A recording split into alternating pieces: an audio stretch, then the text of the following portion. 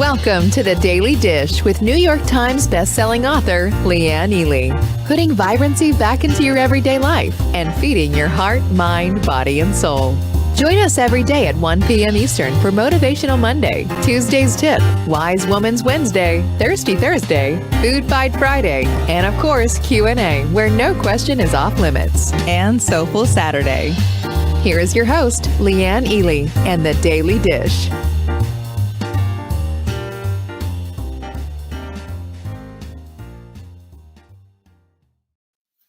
Hello, lovelies. Guess what time it is?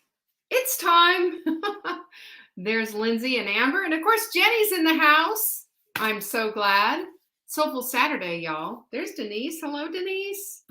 And we are, you know what happens when we have Soulful Saturday. Hi, June. I'm glad to see you.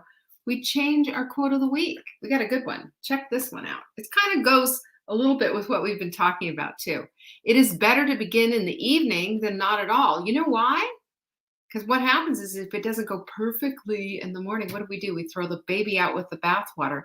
But what if we just said, I'm not going to do that. I'm just going to go ahead and start in the evening. How about that? How about that, Patsy? How about that, Elaine? I love that you're here. Hi, Carol. Good to see you all. Yeah, so let's keep this in mind that, a day is 24 hours. Just because we didn't do it perfectly in the beginning doesn't mean we have to throw it all out. Well, there's my girl, Nancy. It's good to see you. Jama, Carla, Jocelyn's in the house. Martha. Hello, lovelies. Linda. Nice to see you. We are doing the inner circle right now. We just got done with our group meeting. And boy, every time I walk away going, wow, that was super cool. So anyway, thank you all for showing up who are part of Inner Circle. I mean, it feeds my soul. I don't know about you. This is the book we're studying. It's Getting Off the Carousel of Crazy. And there's a workbook that goes with it. And you can get your own book at savingdinner.com/crazy. If you want to join Inner Circle for next time, there's way more to it than just studying the book. There's hot seats and all kinds of stuff. And you can find out about that at savingdinner.com/circle. And I'm telling you this because we already have people who are saying, I want to get into the next one. So that's how you do it and get signed up for it. I think I just saw Jama, didn't I? Hi, Jama. There's Joanne. Love to see you all here. Hi, Melissa. Good to see you. So that's what we have. That's basically what we have today that I wanted to make sure that I told you about. I also wanted to make sure that I told you about our skincare trio. You know all about this. You buy this trio, and we are also going to throw in an extra bottle of the serum absolutely free. It's a $34 value. Check it out at savingdinner.com/show. Every week we do some kind of extra special promotion, if you will. We have a little extra of something, and I just want to make sure that you know about this. And when you're checking out from buying this, because I know you're going to get it, I mean, you can't say no to the skincare trio. You're going to want to make sure if you see the little thingy, the little pop-up that said, get the Vibrant C plus E, you say yes to that, okay? Because that Vibrant C plus E will change your skin. Our bodies need this, It's an antioxidant, vitamin C. It's a free scavenger hunter. Does all kinds of stuff, and it really is important. And you'll feel a little tingly with this because the encapsulated vitamin C is fresh. It's not flat and rancid like it is in most of everything else because they encapsulate it. I don't know how they do that, but they do it. Hi, Jackie. Doris is in the house too. Did you know that? Hi, Doris. Anyway, I'm really glad you're all here. I also wanted to make sure that you knew that we're on TikTok. We have all kinds of stuff. So TikTok is a riot, and you gotta check us out on TikTok because we're doing special stuff there that's not anywhere else. So I believe we changed it's tiktok.com/savingdinner. We changed it so everybody can find us easily. James says she loves, this is the vitamin C. Yeah, pussy. She loves it. Hi, Jeanette. Yeah, I don't blame you for loving it. It's phenomenal stuff. It is phenomenal stuff. And by the way, this goes away on Monday when we're here talking about the next thing. It goes away. We have a new special of the week, so I don't want you to miss this one. I know Patsy is, I watch, what fascinates me? Okay, sidebar.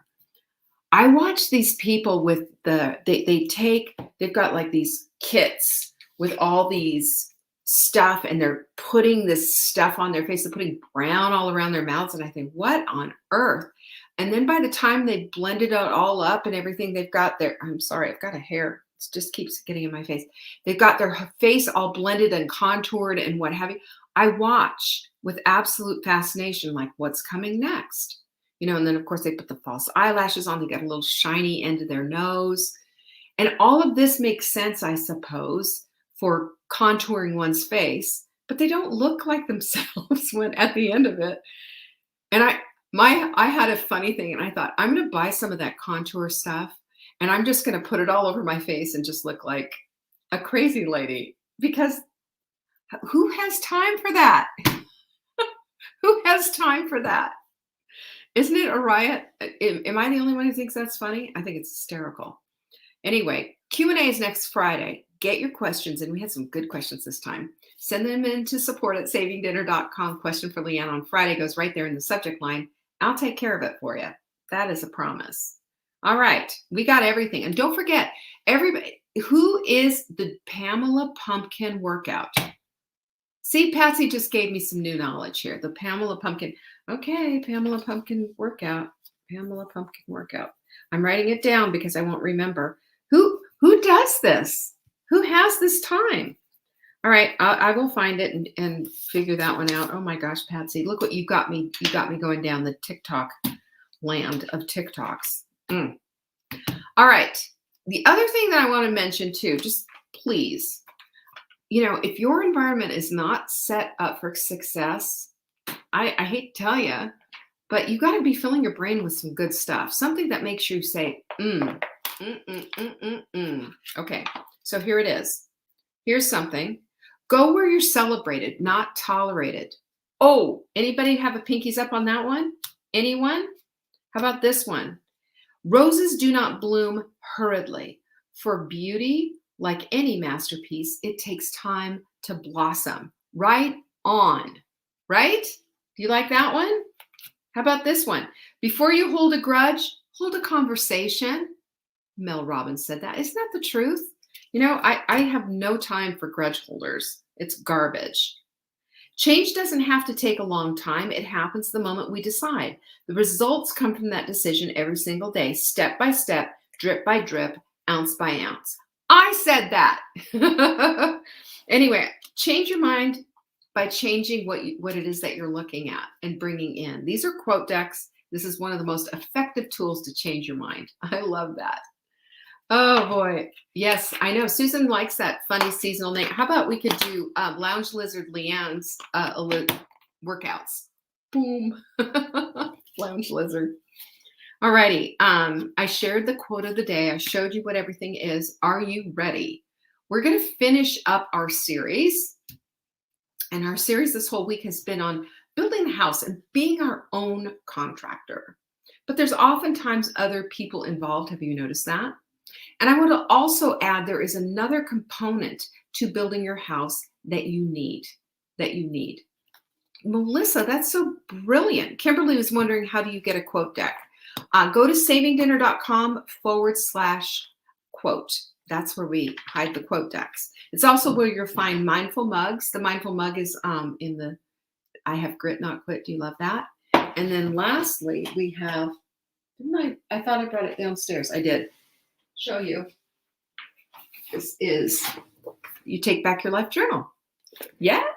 We have all the things. All the things. You can find it at savingdinner.com/journal. Every single thing has a purpose and helps to set up your environment and your day and the whole way you think to help with the transformation that we're all looking for, right? And I will tell you this, and tell me if I'm wrong. Your environment makes all the difference. Because if you have your environment set up for success, you've curated it. Just like a museum is curated for certain pieces to be certain places for the experience. Because we're all experiencing our lives one way or the other. And what do you want? Ultimately, don't we all want this incredible vibrancy that we talk about all the time? Of course we do. So if we're going to be building our house, and let's talk about this. One component that we haven't talked about this whole time is the patience one needs for building a house. Think about it. If your contractor said something went wrong or we got to change something, especially when you're in the middle of a remodel. And I don't know about you, but I like me a little HGTV. I like to see, well, let's take this wall down and now we're going to need a structural beam, When you move things around and change things up, very often it's not just a matter of take it down and clean it up and boom, then we're done. No. You know what it usually means? It means that we need to take a look and make a decision on why do we want to take this wall down in the first place? Well, we want the additional light. We want the additional whatever. What does that mean that we need to do then? Is it just a matter of taking it down and cleaning it up, or do we have to do some kind of a modification in order to keep everything in place, right? I love that, Terry. Did you see what Terry said? She says, as I declutter, I will curate in the area left. Yes, see? And when we curate, we also get to decorate. Have you noticed that? We get to decorate. All of a sudden, we have ideas that we didn't have before. But one thing that's really difficult, I think, for all of us, and one thing that I think that some of us maybe even struggle with, excuse me, I have a little bit of an itchy nose. One thing that I think that a lot of us struggle with is in this remodel, we just want it done. Does anybody at all remember me going, nyah, nyah, nyah, about the bathroom remodel that we went through? Because we got ourselves to the place of a lot of all the construction getting out, and every night I vacuumed, every night, because there was dust everywhere. And I had to make sure that, we weren't tracking that in. And I didn't want to be sleeping with a bunch of, drywall powder in my bed. I didn't want all of that. So y'all remember that. Hi, Butterfly and Cheryl. So it was a complete mess. It was a complete mess. But going forward and going through it, I had to develop a real sense of patience. I really had to develop a real sense of patience because it doesn't just happen like that. And this is how it is when we're building our own house that we want to live in, when we're doing whatever it is with our bodies, with our minds, with our soul, with all of it. There is a real shift that needs to happen, and there needs to be patience in there because, and we talked about this when in Inner Circle today, sometimes we don't get it out the first pass. Sometimes it needs to be rethought of. And in the middle of a remodel, sometimes you're taking down a wall and you decide, I just don't have $10,000 extra to put that big structural beam in there and get an engineer in here and do all of that stuff. So what do? You reset. You think about it again. You have patience with the process. And I think a lot of times we dash our dreams against the rocks because we simply don't have enough patience with ourselves. That's what I want to talk about today. My dad used to always say, hold your horses, young lady. Did anybody ever have a dad who was always saying that? Because I was a little bit, I want to get this done. And I'm still that way. When we moved into our house here in December, I had the house unpacked with stuff on the walls within 5 days. You know why? Because it was important to me to have an environment that supported the life that I wanted to live. And I realized too that I had so many boxes. Like I had my whole closet here in my office just absolutely stacked with boxes that I didn't even open till later. That told me something, that I really didn't need all of that stuff, or some of it needed to just be, and some of it I did, of course, right? Because there's laws. I've got to keep certain things. I have to archive certain things and keep them as a business owner. But it was interesting how, you just get in and you just make things happen. And then once you've lived in the house for a little bit, then it's time to think about the remodeling process. That's what we've been talking about, being your own contractor. But if we're going to be our own contractors, we have to look at having the capacity to accept and tolerate delay. If you've been through a build, then you know, and there's always a delay. The tile didn't come in or something else didn't get in. But, we need to be able to do this without suffering and without having throwing little fits like 3-year-olds in the middle of Target because we're not getting a toy that we want. Patience with ourselves is pretty tough sometimes, though, because we want it now. We want it done. But, the fact is that impatience is a sign of immaturity. That hurt a little bit. It's true, though. Impatience is a sign of immaturity, and it's also a sign that we're not going to get all the way through it. We can be patient with certain parts of the process, and then maybe we should be impatient with certain parts of how we're doing this, like we're rationalizing or we're pushing back or it's not perfect yet. And that's one of the reasons why I'm not getting something done. I think we need to take a look at that. And we have to examine, do I have patience in the right things? And am I impatient for the right things as well? Because I think even though impatience gets such a bad rap, I think we need to be a little bit impatient with ourselves. For certain things, not all of them, but for certain things. If we're not getting off the dime, do you remember what our what was it? It was last week's thing, or the week before. I guess it was last week. An ounce of action is worth a ton of theory. If we're always theorizing and not doing, then we should be impatient with ourselves. We should be impatient. We can build our morning and evening rituals. We can do that. And, we talked about complication with that, but impatience with certain things that we should be doing.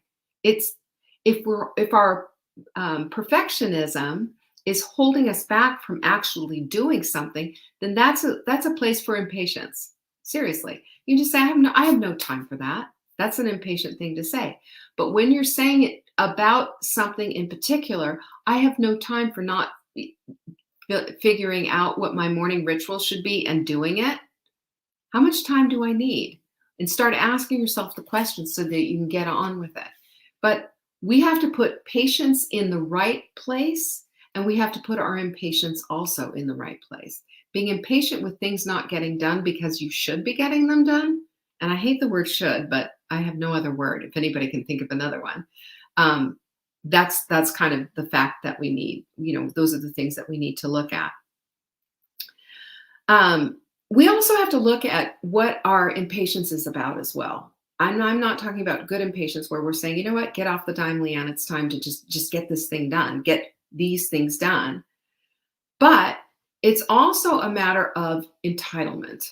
I think sometimes we feel we're entitled to having everything done and everything in a certain way. And if it's not, then just boom, gone. It's over. What if your contractor did that to you? What if your contractor who's here building your house and says, yeah, this is what it's going to be. And you're saying, well, I want a couple of changes on those plans. And he looks at your plans and says, well, there you go. Takes your blueprint, hands it to you. I'm done. I'm not doing it. If you're not going to do it this way, I'm not going to do it at all. What if that happened? But that's what we do with ourselves, and we're the ultimate contractors for our lives.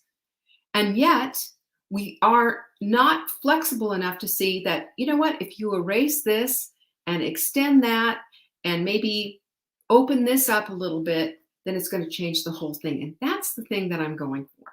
What if we did that? And what if we had a little patience with ourselves as we did it? Impatience with the right things and a lot of patience with the things that we need to figure out along the way.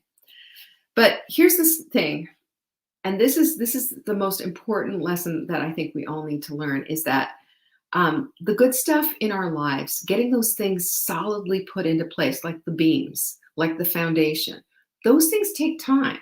Once a foundation is poured, it needs to cure. You know what that means?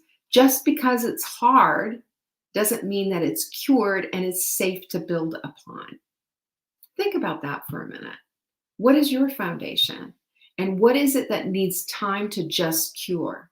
That means that sometimes when we're setting ourselves up, maybe we just have a really simple, easy morning and evening ritual, right? When we're setting up. I call them the bookends of the day because if we have a good morning ritual, we feel good and confident to continue through the day. If we have a good evening ritual, we're ending the day well. This is why we use our journals. These journals are just fantastic and will help keep you focused and help keep you building and creating the kind of life that you want to live. So we have to look at this stuff. The good stuff and the foundational stuff takes a minute. We have to allow those things to cure, right? And that beam, that's got to go up. If that beam doesn't go up, you might be able to build it and get away with it for a minute. But if that beam isn't in place structurally, things are going to fall apart. The beams in our lives are making sure that it all fits in, And, I will tell you, one of the things that we need to be looking at is, what does the Bible tell us about being patient? Love is patient is the first thing from 1 Corinthians 13. It's the first thing that we are getting told that that's what love is. And I venture to say that we are a whole heck of a lot more patient with people in our lives than we are with ourselves. Is that not true? Pinkies up on that one, if that hit you. This is the first virtue, though, in love. And it's required is to be patient. What if you were impatient with your children all the time? And you just said to your little boy, get up, just start walking. For heaven's sakes, you're, 16 months old. It's time. You're not going to allow him to fall down and come back up again and kind of watch to make sure he doesn't bonk his head on the coffee table again?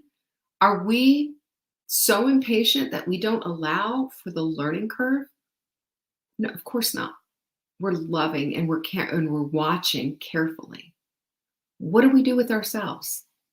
We take ourselves and we just say, oh, that's it. You just can't do it, And we haven't even had a chance to learn how to toddle our way through the day. We haven't quite gotten there yet. Of course, we're not walking steadily. We've barely learned how to take the first step. Of course, we're not running. We're just taking the first step. What if we had patience with ourselves the way we have with a toddler who's just learning to walk? What if we did that? Love is patient. So we have to talk about self-control a little bit, don't we? How popular is that? How much do people like to talk about that? Because patience is an act of self-control. Being patient and kind, biting your tongue and not saying something that you'll regret later.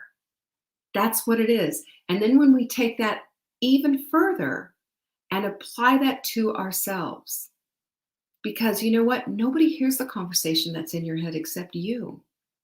And yet we live out all of this stuff when we're not careful about what we're saying to ourselves. I don't know about you, but I was really careful, mostly with what I said to my children, because I wanted them to grow up feeling loved, feeling cared about, and affirmed, right? I was careful. And then there were times that I wasn't, and I snapped and all of that. And then I had to apologize. The only thing that we can ever do, by the way, and this includes every single human that's in your life, is when you blow it, you go to that person and ask for forgiveness. Seek forgiveness. It's the only thing that we can do. You cannot take those words back. You can't go clean up the mess without first saying, you know what? I was a real jerk here, or I was really bad, or I was really, I was really lousy in my choice of words. I did not mean to be so cruel. And that includes your children. I don't care how old they are. That includes your children. Get down eyeball to eyeball and say, you know what? I would say third person, when my children were very little, mommy lost her temper and was just too loud and too harsh. Will you forgive me? It was such a cleansing moment, and it reset everything. What if we did that with ourselves? What if we did that with ourselves? I've been too harsh with you, Leanne. Now, I encourage people to look themselves in the eye and speak to themselves in the mirror, because when we do that, our brains are wired. That is, by the way, it's all in the book. I'm going to just get the book, The Carousel of Crazy. Find it at savingdata.com/crazy. The reason that I'm telling you this is this, and this is the important thing. Your name is your name. And your brain hears that above all, always.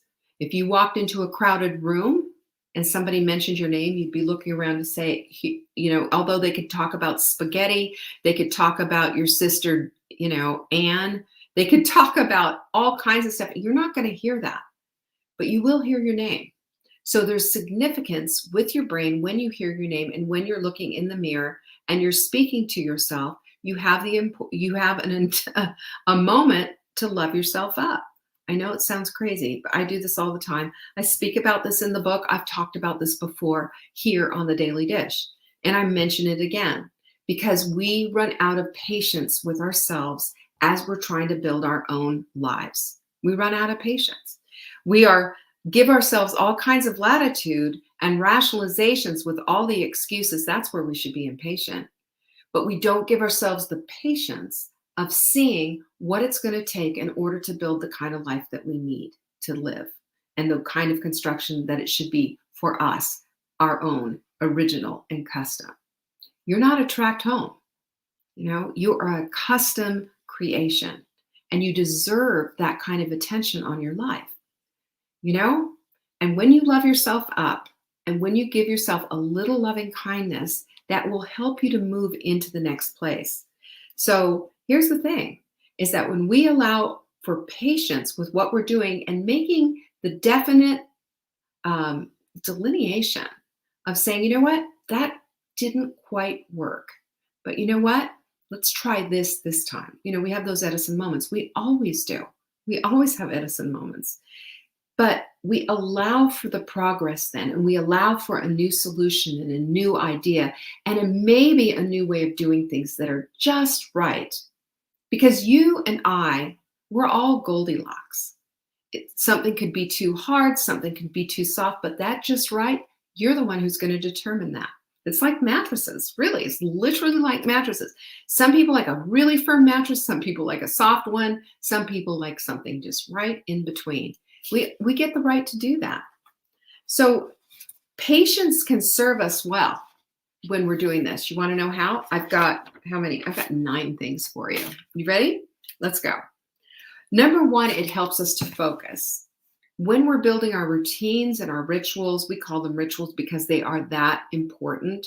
When we're building this into our lives, it helps us to see the goal, and it helps us to achieve them. Not necessarily easily, not necessarily boom, boom, boom, just like that. It helps us to go through what we're doing, even with the discomfort, because we have a focus. We have a target in mind. We have an idea of what it is we want. How we want to build that life of ours. Number 2, it puts grit in our veins. You've heard me say this before. We've got grit, not quit. We don't need to be quitting on ourselves so much. This is how we overwhelm ourselves. We have everything is too big and too heavy and too hard to, list this long, all of that. And what does that do? It overwhelms us and paralyzes us. We can't do it. We can't do anything. So instead of doing that, we make it small. We get some satisfaction out of getting it done. And we notice that the grit factor is showing up so much more often than the quit factor. Amen? How about that? This is how we build a house, y'all. Number 3, we make better choices because we have goals. We have goals. We have a house in mind. It's on a blueprint. There's construction. There's people that we're going to, bringing in the experts to get this thing done. And those plans are going to help us out, and we're going to make good choices based on the fact that there's a goal in mind to getting this house done, right? We have patience with ourselves over the things that need to be fixed, and we have impatience over the things that we're putting off. Number 4, it gives opportunity for us to develop new skills. Now, listen, you might not be an expert painter, maybe in your house. I remember my first house, and I just learned how to paint. And my first house, there was no YouTube to teach me how to paint. But I'm going to tell you what, I asked that guy at the paint store, well, what do I do? Show me the brush that I need. How do I do this? And he was like rolling his eyes. And then he showed me. He showed me exactly what it is that I needed to do in order to make sure that I wasn't going to, waste the paint or spill the paint or have too much on my brush, have it all running down. And he told me a couple of things to keep in mind, and it made a difference. Because listen, when you start out renovating your house and doing things, and a lot of it you're doing on your own, you better, there's skills that you're going to have to bring along. Now we've got YouTube. I saw a woman who built her house with her kids by watching YouTube videos. She did it all. She'd never done any kind of construction. That's how she did the foundation. That's how she did everything. Unbelievable. Somebody else rebuilt an engine, never done it in their lives, rebuilt an engine watching YouTube videos. Mark fixed our refrigerator watching a YouTube video. There are things that we can do and skills we can get simply by watching a video and reading a tutorial. You ready to do that? This is an opportunity to develop new skills. Number 5, you feel better about yourself mentally when you take something on that might challenge you a little bit. And this is why patience is so important, because it's going to stretch and it's going to grow you. Look at Lynn. Lynn said she fixed her dryer. Hello. Long time ago, I fixed my, this is years ago when I was a single woman living alone. A plumber and an electrician could not fix my electric flip on the switch gas logs. I fixed them. YouTube video. So I just want to encourage everyone to think, when you think you can't, think again. Yes, you can. You just need a little help. Sometimes we need to call an expert, and sometimes that expert is on YouTube. 5, you feel better about yourself mentally. Boy, do you feel better about yourself. Didn't you feel good, Lynn, when you fixed your dryer? Didn't you feel good? Don't you feel good when you can do something? You said, yes, I can do that. I felt good. The first room I ever painted, it took me forever and a day, but I felt really good about that. I felt really good about being able to do something. Grouting. I grouted a whole kitchen, a kitchen tile in my first house. It needed regrouting. I did it. Figured it out. Talked to the guy and got the sponge, did the whole thing. We can do it. That feeling of accomplishment gives us a dopamine hit, and it helps to underscore and helps us to see, I can do hard things. And when you can do hard things, you can build a better house too, right?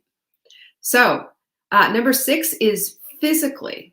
It will impact you physically. Research shows that this is linked. That's because of the dopamine that I'm telling you about. It's so amazing. Do you remember, Patsy? I remember this. This is so funny. Do you remember the book? It was a book that I had when I had my first house. And it was a Reader's Digest How to Fix Anything book. It was yay thick. That's the book that I used for for those. I mean, I went through that book constantly. Yeah, but now we have YouTube. Lucy replaced an electric burner on her stove. That's awesome. Number 7, we become kinder and gentler. If we're patient with ourselves, we're going to be patient with others, and we're going to give each other a little latitude and a little grace. And does not the world need a little bit more of that right now? Right? In this place of building our houses, we have opportunities to be really gentle and kind to ourselves. And I believe as we do this, we become stronger and we become more determined, and we don't quit. We have grit. And that kindness, that just spills over everything. If you can be kind to yourself, you can be kind to everyone. How about that for a change? Number 8, there's peace in the process. Have you noticed that? As you do, you start to get this peace. Even if you don't understand exactly what you're doing something. You've decided not to sit anymore. You've decided not to quit anymore. You get peace in the process of just putting it together. Even if it's just paper and pencil for right now, just do it. That little bit of doing is telling you, you know what? You've got it inside of you. And the peace that passes all understanding, well, that just shows up right there in the process. And number 9 is you become a better friend to others if you become a better friend to yourself. Think about that for a minute. You become a better listener, you're kinder, you're listening to yourself for the positives. And listen, it's a lot building a home, and it's a lot building a life too. The more kind that we can be with ourselves is the more kind that we can be with others. Because if we start with ourselves first, then we have so much more to give. We have nothing to give if we haven't been giving ourselves any love. You know, we have scraps. And how many times you've heard me say this? We sit at the table of the king. We're not little dogs on the floor waiting for a table scrap. We're sitting at the table. Royalty. It's now time to start acting like that. You know how to use a knife and fork. You know how to make polite conversation. Isn't it time you gave some of that to yourself? I say yes. I say yes and amen. That's what I say. I hope you enjoyed that today. That was quite a series that we had on being your own contractor. I will see you on Monday. Have a wonderful day off. Don't forget about our supplement of the week. You know what it is, the skincare trio. And you get a little extra skin serum. You know you're going to need that as the weather gets a little cooler. Don't miss out. It'll be gone on Monday. savingdinner.com/show. So enjoyed this time with you today. Peace be with you. I'll see you Monday. Thanks for watching. You can find us on YouTube on the Saving Dinner channel or on the Saving Dinner Facebook page. Check back daily for new episodes, Monday to Saturday at 1 p.m. Eastern. If you missed the live show, you can watch the replay. Until next time, pinkies up.